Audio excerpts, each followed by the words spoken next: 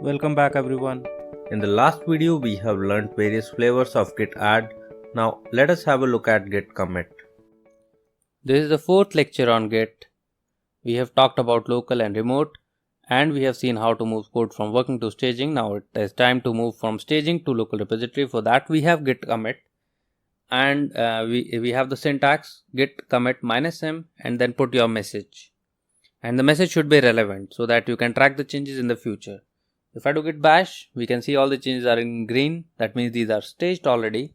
Now, if I do git commit -m and if I put a relevant comment here that I made these changes and it may be related to a bug or it may be related to any particular build. So I need to put a valid comment so that any other person who is reading my code can easily see by the comment itself that what has been done in that commit.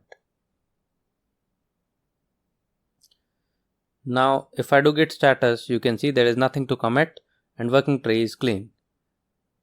So that is how we can commit the changes. Now if we need to roll back our changes from local repository to working directory, earlier to move it from staging to working directory we use git reset, but now changes have been committed. How do we roll back the changes which were committed? So for that we can use git reset head and then tilde sign.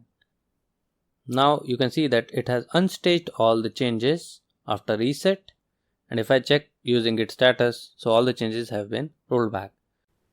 So guys, that is all about git commit and git reset head. In the next video we'll talk about git reset a little more and we will see git difference and git remove. So I will see you in the next video.